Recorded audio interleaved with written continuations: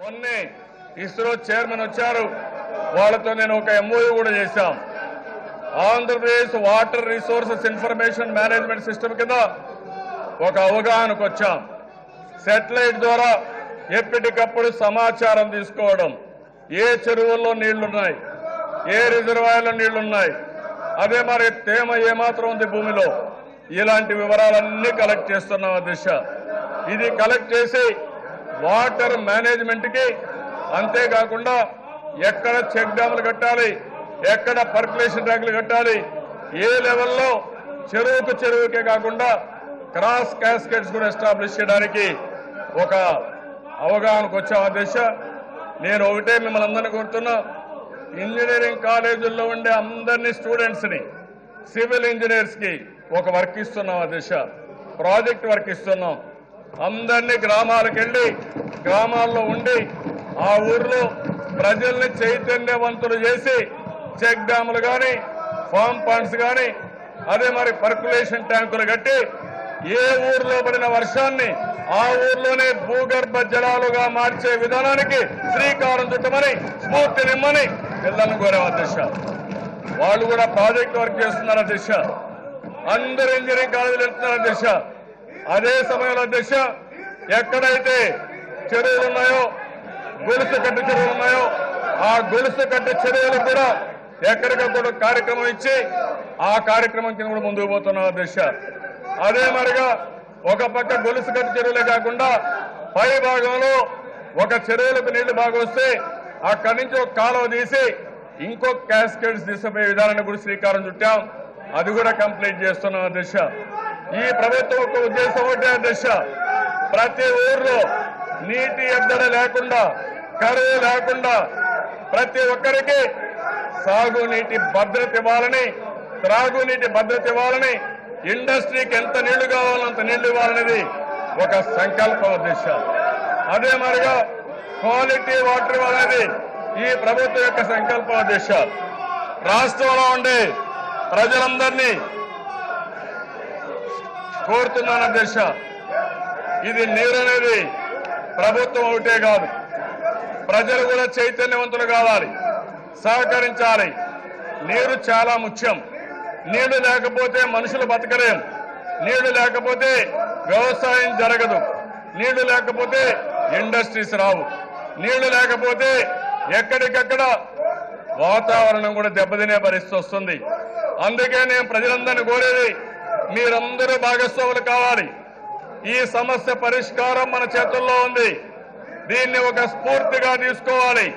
ఈరోజు ప్రపంచం మొత్తం యునైటెడ్ నేషన్స్ యొక్క ఆధ్వర్యంలో జల దినోత్సవాన్ని జరుపుకుంటున్నాం, వాటర్ రిసోర్స్ దినోత్సవాన్ని మనం జరుపుకుంటున్నాం.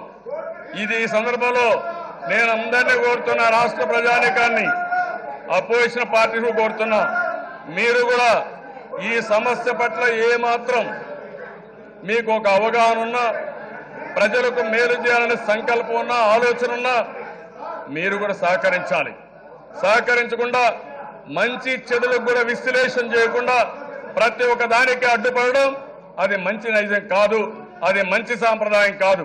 అందుకనే దిశ నేను ఈ యొక్క వేరే యొక్క పర్సనల్గా నిరసన తెలియజేస్తూ నేను ఇప్పుడు ఒక స్టేట్మెంట్, మీరు అందరూ ఓటు తీసుకోవాల్సిన అవసరం ఉంది. అందరూ లేచి నిలబడుకొని ఓటు తీసుకోమన్నాను అధ్యక్ష. ఆల్ మెంబర్స్ రిక్వెస్ట్ చేస్తున్నాను అధ్యక్ష.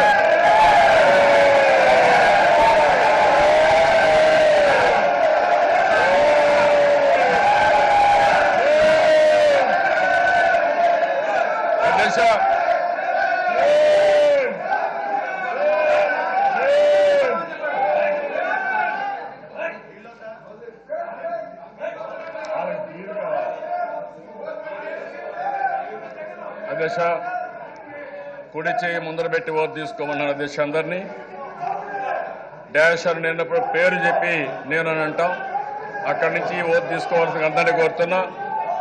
చంద్రబాబు నాయుడు అని నేను సకల జీవరాశుల మనుగడకు జలరాశులే ప్రాణాధారమని గుర్తించి ప్రతి నీటి బంధువును నా ఆత్మ బంధువుగా భావించి నీటిని పొదుపుగా వాడుతానని భావితరాల వారి కోసం జల సంరక్షణ చేస్తూ కరువు రహిత రాష్ట్ర నిర్మాణం కోసం పాటుపడతానని ప్రతిజ్ఞ చేస్తున్నాను. చాలా సంతోషం అధ్యక్ష. మనం అందరం కూడా ఈ హౌస్లో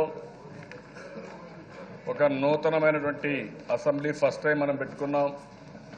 ఒక ప్రతిజ్ఞ కూడా చేశాం. పవిత్రమైన హృదయంతో ఈ రాష్ట్రంలో నీటి భద్రత కల్పించాల్సిన బాధ్యత మనందరిపైన ఉంది అధ్యక్ష. ఒకసారి బాధ ఆవేదన. ఎందుకంటే అధ్యక్ష, ఒక ముఖ్యమైన సమస్యని ప్రాపర్గా చర్చించుకోలేని పరిస్థితి హౌస్లో ఉంది. ఇదేమన్నా దీంట్లో రాజకీయం ఉంది అధ్యక్ష? 40 ఏళ్ళుగా నేను చూశాను అధ్యక్ష. ఇంత దారుణంగా కనీసం లాస్ట్కి వచ్చిన తర్వాత అధ్యక్ష ఇక్కడ ప్రతిజ్ఞ చేయాల్సి వస్తుంది అనే ఉద్దేశంతో లేసి వెళ్ళిపోయారంటే ఏ విధంగా అర్థం చేసుకోవాలని అడుగుతున్నాను.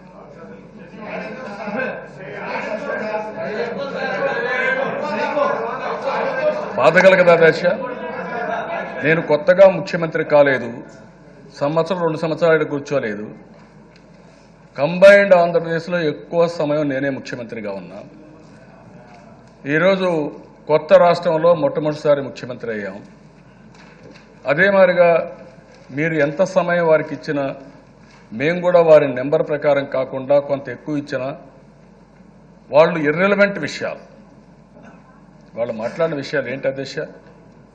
ఈరోజు ఇక్కడ చర్చ నీటి సంరక్షణ మీద, జల విధానం, జల దినోత్సవం, ప్రపంచం మొత్తం జరుపుకునే జల దినోత్సవం. ఈ జల దినోత్సవంలో వారికి తగిన విధంగా వారు ప్రేరణ ఇచ్చే విధంగా మాట్లాడడం, ప్రభుత్వాలు బాధ్యతగా ఈ కార్యక్రమాలు చేయడం. ఇప్పుడు ఎంత ప్రశాంతంగా ఉంది చూడండి అధ్యక్ష హౌస్. ఒక ప్రశాంతమైన వాతావరణంలో చర్చలు జరిగితే రాష్ట్ర ప్రజానికానికి ఎంత ఫలితాలు వస్తాయి అధ్యక్ష అర్థమవుతుంది. ఏంటి దౌర్భాగ్యం? వాళ్ళు అరుస్తూ ఉంటే నేను స్టేట్మెంట్ ఇవ్వాల్సిన పరిస్థితి వచ్చింది. పోడియం దగ్గర కూర్చుంటే నేను స్టేట్మెంట్ ఇవ్వాల్సిన పరిస్థితి వచ్చిందంటే ఎంత దుర్మార్గం సార్ అది. ఈరోజు ఈ ప్రభుత్వం నీళ్లు ఇవ్వకపోతే పులివెందల్లో అధ్యక్ష 10 సంవత్సరాలు 8 సంవత్సరాల నుంచి పెట్టిన పంటలు, చీనీ తోటలు, అదే మరిగా అరటి తోటలు పూర్తిగా ఎండిపోయే పరిస్థితి. అలాంటి ఎండిపోయే పరిస్థితి వచ్చిన దాంట్లో నీళ్ళు ఇచ్చి అక్కడ పంట కాపాడితే 350 కోట్ల రూపాయలు విలువ చేసి ఆస్తిని కాపాడాం. అది కాపాడినప్పుడు ఒక ఆనందం, ఒక తృప్తి, రే మనం చేశాం, కాపాడామనే తృప్తి. అధ్యక్ష నేను అడుగుతున్నా, ఈరోజు వాళ్ళందరూ ఉన్నారు, నీళ్లు ఇవ్వలేదని మాట్లాడుతున్నారు. నీళ్లు ఇవ్వమని ఎప్పుడన్నా అడిగారు అధ్యక్ష? మా ఊరికి నీళ్లు ఇవ్వండి, మా దగ్గర అరటి తోటలు ఎండిపోతాను ఒక్కరోజు మాట్లాడాడు అధ్యక్ష అతను ఈ హౌస్లో. వాళ్ళ ఎమ్మెల్యేస్ కూడా ఎప్పుడన్నా నీళ్లు కావాలి, ఏం జరుగుతున్నాయని అడిగారు అధ్యక్ష? పోనీ రాష్ట్రంలో 2,82,000 ఫామ్ పాండ్స్ తవ్వితే ఒక్క ఫామ్ పాండ్స్ తవ్వడానికి మీరు చొరవ చూపించారా? ఎమ్మెల్యేలకు బాధ్యత లేదా మీకు? కనీసం ఒక్క చెరువులో పూడికి తీయాలన్న ఆలోచన మీకు వచ్చిందా? ఒక క్యాస్కేట్స్ ఆఫ్ ట్యాంక్స్ చేసినట్టు గొలుసు కట్టు చర్యలు చేశారా? అడుగడుగునా అడ్డుపడుతూ వచ్చారు. ఇప్పుడు కూడా అడుగుపడుతున్నారు. మొన్న మీకు ఎంత బాధ అంటే అధ్యక్ష, పోలవరం ప్రాజెక్టుకి అడ్డు, పట్టసీమకు అడ్డు, పట్టిసీమ అవుతానే దానికి లేనిపోని ఆరోపణలు. అక్కడి నుంచి కడాన వాళ్ళ ప్రాంతాలకి, వాళ్ళ గ్రామాలకు నీళ్ళిచ్చే ప్రాజెక్ట్ ఏదైతే ఉందో గాలేరు నగిరి, ఆ ప్రాజెక్టుకి అడ్డుపడే పరిస్థితికి వచ్చారు. అదే మరిగా అక్కడ మేము ల్యాండ్ ఎక్విజిషన్ అయిన తర్వాత డబ్బులు ఇవ్వాలంటే దానికి ధర్నాలు చేసే పరిస్థితికి వచ్చారు. అంటే ఈరోజు నేను భయపడి ఉంటే, లేకపోతే ఇలాంటి అపోజిషన్ ఉంది కాబట్టి ఈ అపోజిషన్ నన్ను అడ్డుపడుతుందని చెప్పి నేను ఎన్నిక్కిపోతే వాట్ ఈస్ ది మెసేజ్? ఈరోజు ఒక ముఖ్యమంత్రిగా ఉండే వ్యక్తి మీదనే ఈ మాదిరిగా మాట్లాడే పరిస్థితి వస్తే ఇది రౌడీయిజం కాకపోతే ఏంటి? సబ్జెక్ట్ మాట్లాడి మేము వింటాం, మీరు తప్పులు మాట్లాడితే మేము చెప్తాం. కానీ నేను చెప్పిందే వేదం, నేను చెప్పిందే అసెంబ్లీలో చట్టం. ఇది ఎక్కడ వితండవాదం అధ్యక్ష? అసెంబ్లీలో మీరు ఏంటి చెప్పేది? There is a rule. Assembly ఒక పుస్తకం రాశారు అధ్యక్ష, రూల్స్ రాశారు. ఈ అసెంబ్లీ అందరం కూడా ఆ రూల్స్ ప్రకారమే పని చేయాలి. మాలో ఒకరుగా ఉన్న మిమ్మల్ని స్పీకర్గా పెట్టుకున్నాం. ఎందుకు? అటు అపోజిషన్ పార్టీ, ఇటు రూలింగ్ పార్టీ అందరినీ సమన్వయం చేసి ఇంపార్షియల్గా హౌస్ కండక్ట్ చేయడానికి. అదే సమయంలో ప్రతిపక్షంగా ఉండే మేము తక్కువ ఉన్నా పర్వాలేదు, మేము చెప్పిందే మీరు చేయాలి, మేము చెప్పింది ఎక్కడ మీరు సంతకం పెట్టాలి, లేకుంటే మేము ఏమన్నా మీరు పడాలి. ఈ వితండవాదం ఎక్కడి నుంచి వస్తుంది అధ్యక్ష? అంటే ప్రభుత్వం ఏ పని చేయలేము అని నిస్సహాయ స్థితితో అపోజిషన్ పార్టీ బెదిరిస్తున్నారని పరిస్థితి వచ్చిన తర్వాత ప్రభుత్వం ఏ విధంగా పనిచేస్తాం అధ్యక్ష? మొన్న కూడా నేను చూశాను, ఈ హౌస్లో ఈరోజు మాట్లాడుకోవాల్సిన అవసరం ఉంది. మనల్ని గెలిపించారంటే విశాఖపట్నానికి ఏ రోజు అధ్యక్ష వీళ్ళు వచ్చారు? విశాఖపట్నానికి వచ్చిన రోజు మీరు ఒకసారి ఆలోచిస్తే రిపబ్లిక్ డే, భారతదేశం మొత్తం ఒక స్ఫూర్తిదాయకంగా ప్రతి ఒక్కరూ ప్రజల్లో ఒక జాతీయ భావాన్ని పెంచవలసిన రోజు, భావితరాలకు కూడా ఒక స్ఫూర్తినివ్వాల్సిన రోజు. ప్రతి ఒక్క తెలుగువాడు కానీ భారతీయుడు కానీ గర్వంగా ఫ్లాగ్ పట్టుకొని నాకు ఈరోజు స్వాతంత్రం వచ్చింది, స్వతంత్ర భారత పౌరుడిగా ఉన్నానని చెప్పుకునే రోజు. నెక్స్ట్ డే విశాఖపట్నంలో అధ్యక్ష 40 దేశాలకు సంబంధించి ఇన్వెస్టర్స్ వస్తే మేము వచ్చి అక్కడ ధర్నా చేస్తామంటే, అందులో రిపబ్లిక్ డే చేస్తామంటే, మాకు జల్లికట్టు స్ఫూర్తి కాబట్టి మేము కూడా వచ్చి రెచ్చగొడతాం, మేము కూడా ఎన్ని చేస్తామంటే ఈజ్ ఇట్ ది వే అధ్యక్ష? అంటే ఈ రాష్ట్రంలో ఒక చట్టం ఉంది, లా అండ్ ఆర్డర్ ఉంది, ఇవన్నీ ఉన్నాయి. దానికి ముందు మీరు ఒకసారి ఆలోచించండి అధ్యక్ష. అదే ఈస్ట్ గోదావరి జిల్లాలో మీటింగ్ పెట్టుకుంటామంటే కాపుల కోసం పర్మిషన్ తీసుకోకూడలేదు. పోలీసులు ఆ రోజు కొంచెం సరే ఏం జరగదులే మీటింగ్ పెట్టుకొని వెళ్తారనుకుంటే జరిగింది ఏంటి అధ్యక్ష? ట్రైన్ కాల్చేసే పరిస్థితి. రాష్ట్రంలో ఎవరికైనా భద్రత ఉంటుంది అధ్యక్ష ఇలాంటి జరిగితే? సమస్యలు ఎట్లా పరిష్కారం చేసుకోవాలో ఆలోచించకుండా ఒక సమస్య ఉంది, ఆ సమస్య ముసుగులో దౌర్జన్యాలు చేస్తాం, మా ఇష్ట ప్రకారం చేస్తాం. ఆ రోజు విశాఖపట్నంలో మాట్లాడిన విధానం ఏంటి అధ్యక్ష? పోలీస్ ఆఫీసర్ నిలబెట్టారు లా అండ్ ఆర్డర్ కోసం. ఏం మాట్లాడాలండి? మాట్లాడితే ఎవరితో మాట్లాడుతున్నావు?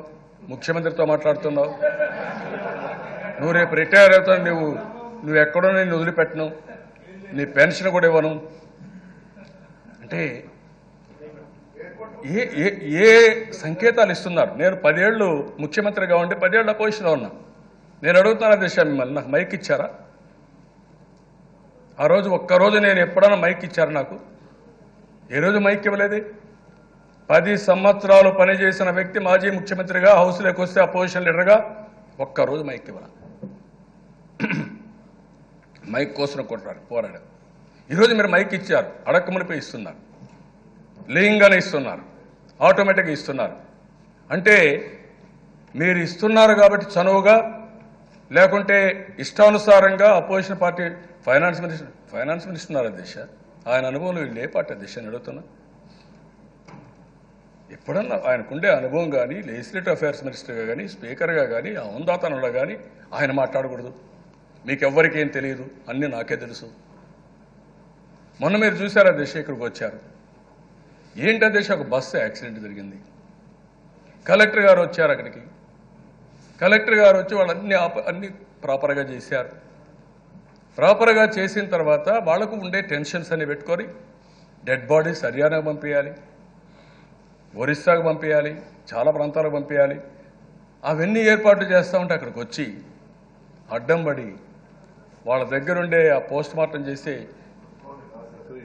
రిక్వెజిషన్ కాపీని లాక్కొని, కాదు సార్ మేము చేయాలి అన్నీ ఉన్నాయంటే వాళ్ళని దబాయించి, ఏమనుకుంటున్నావు నువ్వు, నిన్ను కూడా సెంట్రల్ జైలు తీసుకుపోతా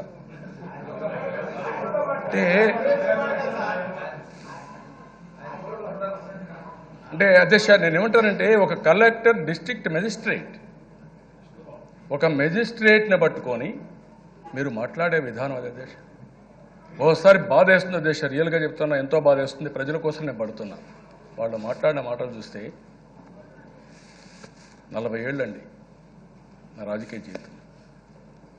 రేపు 18కి వస్తే 78లో ఫస్ట్ టైం ఎమ్మెల్యే అయ్యాను. 78లో ఫస్ట్ టైం ఎమ్మెల్యే అయితే అక్కడి నుంచి రాష్ట్రంలో ఎవ్వరికీ దొరకని గౌరవం నాకు ఇచ్చారు.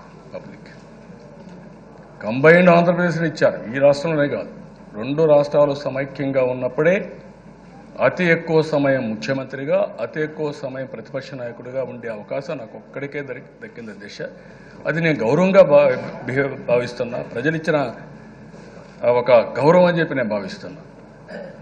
జాతీయ స్థాయిలో దిశ నేను ఆ రోజు మీరు చూస్తే నేషనల్ ఫ్రంట్ కానీ, యునైటెడ్ ఫ్రంట్ కానీ, తర్వాత యుఎన్పిఏ కానీ, ఈరోజు ఎన్డీఏ కానీ, ప్రీవియస్ వాజ్పేయి లాంటి ప్రధానమంత్రి నేను పోతే నాకు ఎనలేని గౌరవం ఇచ్చి ఆ రోజే మైక్రో ఇరిగేషన్ పైన నా ఆధ్వర్యంలో ఒక టాస్క్ ఫోర్స్ వేయడం, డీరెగ్యులేషన్ ఆఫ్ కమ్యూనికేషన్ పైన నా ఆధ్వర్యంలో ఒక టాస్క్ ఫోర్స్ వేయడం, ఇప్పుడుండే ప్రధానమంత్రి గారు స్వచ్ఛ భారత్ మీద నా ఆధ్వర్యంలో కన్వీనర్గా పెట్టి ఒక టాస్క్ ఫోర్స్ వేయడం, డిజిటల్ కరెన్సీ పైన నా ఆధ్వర్యంలో ఒక కమిటీ వేయడం, నేను అవన్నీ కూడా అందరినీ కోఆర్డినేట్ చేసి ఆ రిపోర్ట్లన్నీ ఇచ్చాను అధ్యక్ష. ఇది నేను గర్వంగా భావిస్తున్నాను అధ్యక్ష. నేను ఒకసారి అధ్యక్ష అదృష్టం కలిసి వస్తే ప్రధానమంత్రులను ఎంపిక చేసేదాంట్లో నేను భాగస్వామి అధ్యక్ష. ఒకసారి అయితే యుఎఫ్ ఉన్నప్పుడు గవర్నమెంట్ ఉన్నప్పుడు అధ్యక్ష నా మీద అచంచలమైన విశ్వాసం. ఎవరు అధ్యక్ష? జ్యోతిబాసు, బర్ధన్, ములాయం, లల్లు, కరుణానిధి, మూపనార్, ఇంకా బిజు పట్నాయక్, ఇలాంటి హేమాహేమీలు అందరూ కూడా ఒకే మాట చెప్పి మేమందరం కాదు, మాకు మీ మీద మాకు నమ్మకం ఉంది, మీరు ఏ అభ్యర్థిని ప్రధానమంత్రిగా ఎంపిక చేస్తే దానికి మేము ఒప్పుకుంటామని నాకు వన్ మ్యాన్ కింద, కాదండి నేను చిన్నవాడిని, వయసులో చిన్నవాడిని, ఇది కరెక్ట్ కాదు అంటే, కాదు నువ్వు చిన్నవాడైనా నీకు విద్యత ఉంది, నీ మీద మాకు నమ్మకం ఉంది, మీరు సెలెక్ట్ చేయండి, మేము ఫాలో అవుతామంటే నేను ఆ రోజు ప్రధానమంత్రులను కూడా ఎంపిక చేసి నా బాధ్యత నిర్వహించాను అధ్యక్ష. గడచిన 40 సంవత్సరాలుగా అధ్యక్ష నేను ఈరోజు చెప్తున్నా మీకు, నేను ఒకటే కోరుకున్నాను, ఈ రాష్ట్రంలో గౌరవం ఉండాలని. అదే మరి ఎక్కడ టెక్నికల్గా తప్పు చేయకూడదు అనుకున్నాను, ఇంకొక పక్క లీగల్గా తప్పు ఎక్కడ జరగకూడదు అనుకున్నాను. అందుకే అధ్యక్ష 26 ఎంక్వైరీలు నా మీద వేసి 26 సార్లు కోర్టుకు వెళ్ళినా ఎక్కడా ఎవరు నన్ను ఏమీ చేయలేకపోయారంటే దానికి కారణం నా క్రమశిక్షణ. ఇప్పుడు కూడా మీరు చూస్తే నేను ఇదే బట్టలు వేసుకుంటాను, దావోసుమైన ఈ బట్టలే, చలున్న ఈ బట్టలే, ఎక్సెప్ట్ పార్టీ ఆఫీస్కు ఎప్పుడు నా మీటింగ్లకు వస్తే ఎల్లో షర్ట్ వేసుకుంటాను తప్ప ఎప్పుడు ఈ బట్టలు వేసుకుంటున్నాను. ఉంగరాలు పెట్టుకోవాలా, గడియారాలు కట్టుకోవాలా. ఇంతవరకు నన్ను వేలెత్తి ఎవరైనా సరే నువ్వు ఈ వ్యసనం ఉంది అని చెప్పిన వాళ్ళు ఎక్కడ నిరూపించలేకపోయారంటే నా బాధ్యత 24 గంటల ప్రజాసేవ, ఇది కాకపోతే ఇంటికి ఫోన్ చేసి పడుకోవడం తప్ప టెండర్లు కూడా ఇవ్వాలి. నేను ఒక పద్ధతి పెట్టేసుకున్నాను నా లైఫ్లో. ఒక పద్ధతి ఏంటంటే, నా మీద ఈ రాష్ట్రం ఆధారపడింది, గౌరవించారు. ఆ గౌరవాన్ని కాపాడమే కాకుండా ఆ గౌరవానికి లోటొచ్చే విధంగా నేను ఒక ఎగ్జాంపులరీగా ఉండాలి, నేను ఒక ఆదర్శంగా ఉండాలంటే, నేను ఎక్కడన్నా ఎవరికైనా అనుమానం వచ్చే పరిస్థితి వస్తే కూడా నన్ను విమర్శించే పరిస్థితి వస్తారన్న ఉద్దేశంతో నేను ఇవన్నీ సెల్ఫ్ డిసిప్లిన్ పెట్టుకున్నాను అధ్యక్ష. ఈరోజు నా జోబీలో డబ్బులు లేవు అధ్యక్ష, నేను ₹1 కూడా క్యారీ చేయను, ఎప్పుడు కూడా మీరు చూస్తూ ఉంటారు. నాకు దేని మీద వ్యామోహం లేదు. నా తిండి కూడా చాలా, మీరు అందరికీ 1-2 సార్లు చెప్పాను, నేను తిండి కూడా చాలా రిస్ట్రిక్టెడ్ ఫుడ్ తీసుకుంటాను. కొంతమంది అంటారు ఏంటి నువ్వు విమారిగా అయిపోయావని కూడా అంటారు. ఓకే, నాకు ఎందుకంటే పని చేయడానికి తిండి తింటున్నాను తప్ప బతకడానికి తిండి తప్ప తిండి కోసం నేను బతకలేదు అనే ఉద్దేశంతో నేను ముందుకు పోతున్నాను విషయం. అది డిసిప్లిన్. ఏమన్నా దేశ ఒక ఇది కూడా మీకు చెప్పాలి కాబట్టి, ప్రతి ఒక్కసారి మాట్లాడుతున్నారు కాబట్టి మీకు చెప్పాలి. ఈరోజు దేశ మా ఇంట్లో కూడా మీరు చూస్తే ప్రతి ఒక్కరు రాజకీయాల్లో ఉంటాం. సంసారం యొక్క బాధ్యత కూడా ఫ్యామిలీ రెస్పాన్సిబిలిటీ ఉంటుంది. నేనేమి మామూలుగా మీరు చూసే దిశ ఎన్టీ రామారావు గారి డాక్టర్ని నేను పెళ్లి చేసుకున్నా, నా కొడుకు బాలకృష్ణ డాక్టర్ని పెళ్లి చేసుకున్నాడు. నేను కూడా ఒక సాధారణ కుటుంబంలో వచ్చాను. సాధారణ కుటుంబంలో వచ్చిన తర్వాత కూడా నాకు కష్టం ఎన్ని చూసిన తర్వాత నాకు ఎన్టీ రామారావు గారితో పరిచయం అయితే ఎన్టీ రామారావు గారే ఆ ప్రపోజల్స్ పెట్టి నా మ్యారేజ్ కూడా జరిగింది. అలాంటివన్నీ వచ్చిన తర్వాత నేను ఆలోచించిన దిశ రాజకీయాలతో కుటుంబం ఆధారపడకూడదు అని ఒక నిర్ణయం తీసుకున్నాను. దానికోసమే 25 సంవత్సరాల మునుపు, అంత మునుపు కూడా చిన్న వ్యాపారాలు చేస్తామంటే డైరీ పెట్టి 2 సంవత్సరాలు మా కుటుంబం కోసం 1 గంట, ఆ 2 సంవత్సరాలు నేను కష్టపడ్డాను. మధ్యాహ్నం అసెంబ్లీకి వచ్చేవాడిని, మధ్యాహ్నం 12 గంటలు 1 గంటకు పోయేవాడిని, 2 గంటలు 2 గంటలు పోయేవాడిని, అక్కడే భోంచేసేవాడిని, 2 అవర్స్ చేసేవాడిని, మళ్ళా పార్టీ ఆఫీస్కి వెళ్ళి పార్టీ పని చేసుకుంటూ రాత్రి 11, 12 గంటలకు ఇంటికి పోయేవాడిని. నేను మంత్రి అయ్యాను, రాజీనామా చేశాను, మా మిస్సెస్ని అప్పచెప్పాను. తర్వాత 9 నెలల్లో నేను ముఖ్యమంత్రి అయ్యాను. నేను ఎక్కువ శ్రద్ధ పెట్టలేకపోయాను, కానీ మా మిస్సెస్ అన్నీ చూసుకునేది. 23, 24 సంవత్సరాలు ఆఫీస్కి వెళ్ళి, మా పిల్లలు అప్పుడు చిన్న పిల్లలు చదువుకుంటున్నారు, ఓన్లీ 1 సన్. అలాంటప్పుడు ఆవిడే పోయి మొత్తం అన్నీ కూడా సర్దిద్ది కరెక్ట్గా 24 సంవత్సరాలు కష్టపడింది. ఈరోజు ఆ కంపెనీ కూడా రీజనబుల్గా చేసుకుంటున్నారు. ఎవరికి ఎక్కడ అభద్రతాభావం లేదు. మొన్న కూడా మీరు చూసారు అధ్యక్ష, షేర్స్ పెరిగాయి. అంత మునుపు నేను చెప్పాను, రామకృష్ణ గారు ఇక్కడే ఉన్నారు, ఆయన స్పీకర్గా ఉన్నప్పుడే ఎథిక్స్ కమిటీ, భారతదేశంలో ఎన్నికల కమిషన్ కూడా ముందు చేయనప్పుడు మునిపే మేము ఎథిక్స్ కమిటీ ఇక్కడ పెట్టాం అధ్యక్ష. నా ఆస్తులు ఆ రోజటి నుంచి ఈ రోజు వరకు సీల్డ్ కవర్లో 31 మార్చి లోపల ప్రతి ఒక్క సంవత్సరం 99 నుంచి నా సీల్డ్ కవర్ అసెంబ్లీలో ఉంది అధ్యక్ష, ఇచ్చాను. ఇటీవల కాలంలో అధ్యక్ష నా ఆస్తులే కాకుండా మా కుటుంబ ఆస్తులన్నీ కూడా ఏమన్నాను. ఒక ట్రాన్స్పరెన్సీ రావాలి, ఒక పద్ధతి రావాలి, మనం ఆదర్శంగా ఉండనిస్తే మొన్న చూపించింది షేర్స్ చూపించారు, నెంబర్ ఆఫ్ షేర్స్. ఇప్పుడు కౌన్సిల్కి పోటీ చేశాడు కాబట్టి లోకేష్ అతను వాల్యుయేషన్ చూపించాల్సి వచ్చింది. అదే మరిగా దశ ఈరోజు నేను అడుగుతున్నా, మొన్న కూడా ఏదైతే వీళ్ళు కావాలని పదే పదే మాట్లాడుతున్నారో ఆ విషయాన్ని మీరు ఒకసారి ఆలోచిస్తే అధ్యక్ష, నేను చాలా స్పష్టంగా హైకోర్టు కూడా వెళ్ళారు అధ్యక్ష, వీళ్ళే వెళ్ళారు, హైకోర్టుకి వెళ్ళారు, సుప్రీంకోర్టుకి వెళ్ళారు, దాని మీద జడ్జిమెంట్ ఇచ్చారు. దాంట్లో నా దగ్గర ఇప్పుడు కాపీ లేదు అధ్యక్ష. చాలా స్పష్టంగా దీంట్లో ఏమాత్రం కూడా వాస్తవం లేదు. Assuming that what they are claiming, ఇది అనుకుంటే ఇందులో మీరు చూసినప్పుడు ఆ చట్టం కూడా దీనికి వర్తించదు. ఒకవేళ అది కూడా వర్తిస్తుందని కూడా చట్టం వర్తించకుండా పోవడం కంటెంట్ ఒకసారి ఎగ్జామిన్ చేస్తే అందులో ఎలాంటి నేరమే లేదని చెప్పి చాలా స్పష్టంగా హైకోర్టు జడ్జిమెంట్ ఇస్తే మళ్ళీ సుప్రీంకోర్టు వేరే దిశ, సుప్రీంకోర్టు పోతే లీవ్ పిటిషన్ గ్రాంట్ చేశారు. ఎప్పుడో అది అంటే వీళ్ళ బాధ్యత ఏంటంటే దిశ, ఒకే విషయాన్ని పదే పదే ప్రజల్లోకి తీసుకపోతే, తప్పులు చెప్తే వాళ్ళతో సమానం అవుతాను. బాధ ఏదైతే దిశ మీరందరూ కూడా ఒకసారి ఆలోచించాలి, ఆల్ మెంబర్స్ ప్రజలు ఆలోచించాలి. 11 కేసులు పెట్టి జైల్లో సంవత్సరం ఉండి, 14 కేసులు 16 నెలలు జైల్లో ఉండి 12 కేసులు పెట్టించుకొని 43,000 కోట్ల రూపాయల అవినీతి జరిగిందని కేసు ఎస్టాబ్లిష్ చేసి, సిబిఐ ఎస్టాబ్లిష్ చేసి, ఈడీ చాలా ఆస్తుల్ని కాన్ఫిస్కేట్ చేసి, ఈరోజు నేను అధ్యక్ష నేను ధైర్యంగా చెప్పగలుగుతున్నా, మా కుటుంబం ఎప్పుడు ఎంత ఆస్తుంది 25 సంవత్సరాల నుంచి ఏ విధంగా పెరిగిందో మొత్తం కావాలంటే డీటెయిల్స్ అన్నీ ఉంటాయి అధ్యక్ష. కనీసం మీకు ఆస్తి ఎట్లొచ్చింది, ఎంత వచ్చింది, ఏ కంపెనీలో ఉంది, మీరుండే ఇళ్ళ మీద అది కూడా చెప్పుకోలేని పరిస్థితిలో వీళ్ళు ఉంటూ నన్ను విమర్శిస్తే ఎంత బాధ వేస్తుందో ఒకసారి ఆలోచన అధ్యక్ష. నా పరిస్థితి ఎట్టుందంటే, ఒక్కొక్కసారి ఒక ఊర్లో ఒక పెద్ద మనిషి ఉంటాడు అధ్యక్ష, ఊర్లో ఒకరు తప్పులు చేసేవాడు ఉంటారు అధ్యక్ష, వీడు పోయి హత్యలు చేయడమో ఏదో ఒకటి చేయడం, తప్పు చేసి జైలుకు పోతాడు అధ్యక్ష. జైలుకు పోయి వచ్చిన తర్వాత ధైర్యం పెరిగిపోతుంది అధ్యక్ష, ఇష్ట ప్రకారం తిడతాడు. ఒకసారి జైలు పోయినాక ఇంకొకసారి పోవడానికి అలవాట్లే, బాధలే కదా. నాకు అది కాదు కదా, నా జీవితంలో కింద ఎవరైనా నువ్వు తప్పు చేశావని అనిపించుకోకూడదని అనునిత్యం క్రమశిక్షణతో నేను ఉంటున్నా.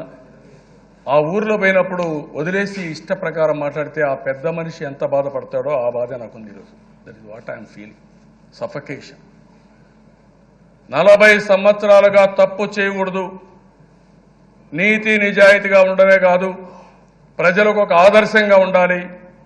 నేను చనిపోయిన తర్వాత కూడా చంద్రబాబు నాయుడు అంటే ఫలానా వ్యక్తి చాలా బ్రహ్మాండంగా చేశాడు, శాశ్వతంగా గుర్తుండాలని నేను పనిచేస్తున్నానండి. నిన్న హైదరాబాద్కి వెళ్ళాను అధ్యక్ష, institute of management technology. Institute of management టెక్నాలజీకి వెళ్తే నేను అది చూసిన తర్వాత ఔటర్ రింగ్ రోడ్ మీద వెళ్ళా, ఎయిర్పోర్ట్లో దిగా, ఔటర్ రింగ్ రోడ్ మీద దిగా. అది చూసిన తర్వాత దట్ ఈజ్ మై క్రియేషన్, నా కోసరం కాదు. ఐఎంటీలో ఉంటే ఎవ్రీ 10 minutes 15 minutes ఒక ఫ్లైట్ వస్తున్నాయి. అది చూసినప్పుడు ఆ రోజు మనం వేసిన విత్తనం, ఆ రోజు మనం నాటిన మొక్క ఈరోజు బ్రహ్మాండంగా ఫలితాలు వస్తున్నాయని చెప్పి ఆనందపడ్డాను, సంతోషపడ్డాను. ఎవరి కోసం చేశాను అధ్యక్ష? ప్రజల కోసం చేశాను. That is my vision. ఈరోజు హైదరాబాద్లో ఏ మూలకు పోయినా నా ఫుట్ ప్రింట్స్ కనపడుస్తాయి. అలాంటిది నేను ఈరోజు ఏమనుకున్నాను అధ్యక్ష, ఈ అసెంబ్లీని ఒక విజన్ ఇచ్చారు. మీరు చూశారు అధ్యక్ష, నేను ఒక గ్రాండ్ విజన్ ఒకటి ఈ రాష్ట్రంలో ఏమున్నాయి వనరులు అవన్నీ చేసి ఒక విజన్ ఇచ్చి రాబోయే రోజుల్లో భారతదేశంలో 3 అగ్ర రాష్ట్రాల్లో ఒకటి 2022కు ఉండాలని, 29కి నెంబర్ 1 స్టేట్గా అభివృద్ధి కాకుండా హ్యాపీనెస్లో ఉండాలని, 2050కి ప్రపంచంలోనే అత్యున్నతమైన స్థానంలో ఆంధ్రప్రదేశ్ ఉండాలంటే అప్పటిదాకా మీరు ఉంటారా? నేను అక్కడ ఫౌండేషన్ వేసాను అధ్యక్ష, నేను లేరు అక్కడ. కానీ నేను చేసిన అభివృద్ధి ప్రజలు అనుభవిస్తున్నారు, అది సంతోషం. ఒక విజ్ఞత కలిగిన నాయకుడు ఆలోచించే విధానం. అందుకనే అధ్యక్ష మనం గుప్తుల నాటి స్వర్ణ యుగాన్ని గురించి మాట్లాడుకుంటాం. శాతవాహనులు ఎప్పుడో పరిపాలిస్తే ఆ శాతవాహనుల గురించి ఇప్పుడు ఆలోచిస్తున్నాం. 2200 సంవత్సరాలకు ముందు శాతవాహనులు ఉంటే వాళ్ళ గురించి మాట్లాడుకుంటున్నాం. రాణి రుద్రమదేవి గురించి మాట్లాడుకుంటున్నాం. ఇలాంటి చరిత్రలు మనం చూసినప్పుడు అశోకుడి గురించి మాట్లాడుతున్నాం. అశోకుడి గురించి ఎందుకు మాట్లాడుతున్నాం దేశ? చెట్లు పెట్టాడు, చెరువులు దువ్వాడు. ఇప్పటికి కూడా మనం అశోకుడి నాటి చెరువు గురించి మాట్లాడుతున్నాం. ఆయన ఆ రోజు తవ్విన చెరువులే ఇప్పుడు ఉన్నాయి అని కూడా శ్రీకృష్ణ దేవరాయల గురించి మాట్లాడుతున్నాం. మనం కూడా అనంతపురంలో శ్రీకృష్ణ దేవరాయల గురించి బ్రహ్మాండంగా చేశారు. ఎందుకు దేశ?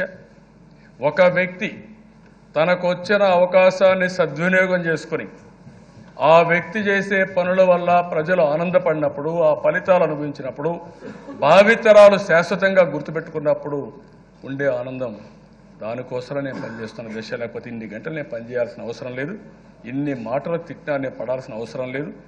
కానీ ఓపికగా అడుక్కుంటూ కాదు ఈ మారికి చేయమని చెప్పినా ఏమాత్రం లెక్క పెట్టుకోకుండా వితండవాదంతో ముందుకు వస్తుంటే బాధేస్తున్న దిశ. నేను ఈరోజు రాష్ట్ర ప్రజానీకానికి నేను చెప్పాల్సిన అవసరం ఉంది. నేను ఏ తప్పు చెయ్యను, ఏ తప్పు ఎవరు చేసినా నేను వదిలిపెట్టను. అదే సమయంలో నేను అనుకున్న లక్ష్యాన్ని చేరడం కోసం ఈ రాష్ట్రాన్ని ఒక అగ్ర రాష్ట్రంగా తయారు చేయడానికి అనునిత్యం పనిచేస్తాను. సహకరించిన వాళ్ళు సహకారం తీసుకుంటాను. ఎవరైనా సహకరించకపోతే నేను చేయగలిగింది ఏం లేదు. అట్లనే అడ్డుపడితే మాత్రం నేను ముందుకు పోవడం తప్ప వేరే మార్గం లేదు అధ్యక్ష. ఈరోజు మీరు చూశారు అధ్యక్ష, కనీసం అన్నీ అయిన తర్వాత మీరు డిస్టర్బెన్స్ చేశారు. పోడియంలో నన్ను అనరాని మాటలు, ఒక మంచి సబ్జెక్టు పైన నేను మాట్లాడుతూ ఉంటే అనరాని మాట్లాడినారు. దీంట్లో ఏమైనా కాంట్రవర్సీ ఉందని మిమ్మల్ని అడుగుతారు, రాష్ట్ర ప్రజానికి అడుగుతున్నారు. రికార్డు మీరు చూడండి, ఏమైనా కాంట్రవర్సీ ఉందా? వాళ్ళ పేరు నేను తీసుకున్నాను. అలాంటి కాంట్రవర్సీ లేని సబ్జెక్టును కూడా, ప్రపంచ జల దినోత్సవాన్ని కాంట్రవర్సీ చేయాలి, రాజకీయం చేయాలి, అడ్డుపడాలి, దానిపైన నన్ను విమర్శించాలి, నా మీద ఆరోపణ చేయాలి, కించపరచాలనే విధానం చాలా బాధాకరం చేశారు. మీరు అనుకుంటున్నారేమో తిడితే ఈయన భయపడిపోతాడు, బురదేస్తే ఆ బురదతో తగ్గిపోతాడని కుంగిపోతాడు కాదు. నేను కుంగను. నాకు ఒక లక్ష్యం ఉంది. ఆ లక్ష్యం నేను కూడా చెప్తాను, ఇక్కడ అందరూ మెంబర్లు ఉన్నారు. అభివృద్ధే కాదు,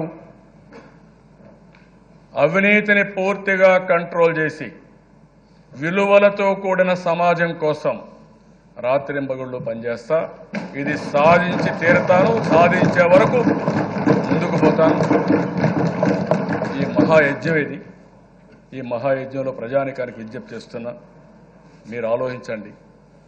మీరిచ్చినటువంటి అధికారం, వాళ్ళకిచ్చిన ఎమ్మెల్యేలుగా అధికారం, ప్రజలిచ్చిన అధికారం, ఆ అధికారాన్ని ఏ విధంగా దుర్వినియోగం చేస్తున్నారో ప్రజలు ఆలోచించాల్సిన అవసరం ఉంది దిశ. ఆ విషయం వాళ్ళు కోరుతున్నాం. కనీసం సందర్భాలు ఉంటాయి, సమయం ఉంటుంది, వాళ్ళు మాట్లాడచ్చు. లేదు మమ్మల్ని తిట్టాలంటే తిట్టచ్చు. తిట్టినా కూడా ప్రజలు నిర్ణయిస్తారు ఎవరు రైట్ ఎవరు తప్పని. ఆ మధ్యకాలంలో మీరు చూశారు దిశ. ఎంత బాధ వేస్తుందంటే, నన్ను చెప్పుకోకూడదు కానీ ఒక ముఖ్యమంత్రిగా అనరాని భాషలో దేంతో కొట్టమన్నారో కూడా మీరు విన్నారు. నేను చెప్పలేకపోతున్నాను నోటుకుంటుంది. మామూలుగా ఒక ఎమ్మెల్యేని కామన్ మ్యాన్ కూడా అనలేడు అన్నమాట. లేకుంటే కామన్ మ్యాన్ కూడా అనలేడు. దాని మీద ఎవరికైనా రోషం ఉంటుంది. మనం కూడా రక్తం మాంసం, ఒక ఆలోచన, ఒక విధానం, జీవితం ఇవన్నీ ఉంటాయి. కానీ భరించాను దిశ.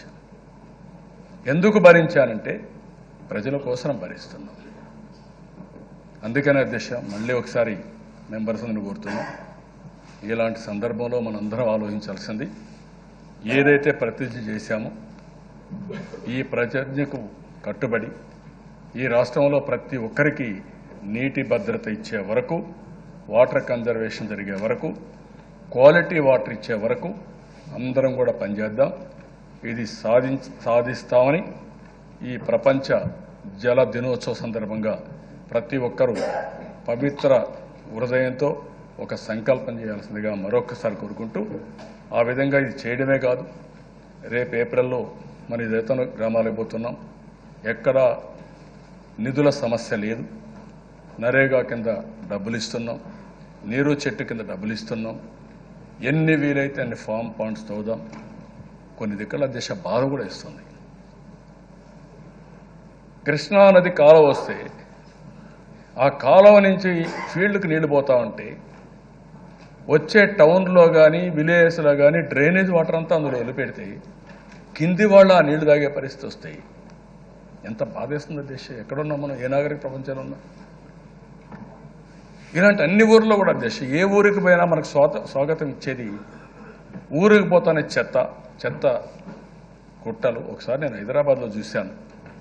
హైదరాబాద్లో దిశ ప్రతిపక్ష నాయకుడికి వెళ్తే ఒక దగ్గర గుట్టలుగా చెత్త అంతా పేరకపోయి అక్కడి నుంచి వర్షం పడితే చుట్టుపక్క ప్రాంతాలకంతా కూడా భూగర్భ జలాలు ఒక 5-10 కిలోమీటర్లు కంటామినేషన్ వస్తే నేను పోతే గట్టిగా అడిగితే ఏం చేయాలి అని అడిగినప్పుడు పోతే ఎంత భయంకరమైన వాతావరణం ఉందంటే అంత భయంకరమైన వాతావరణం ఉందని కూడా నేను మీకు తెలియజేస్తాను దిశ.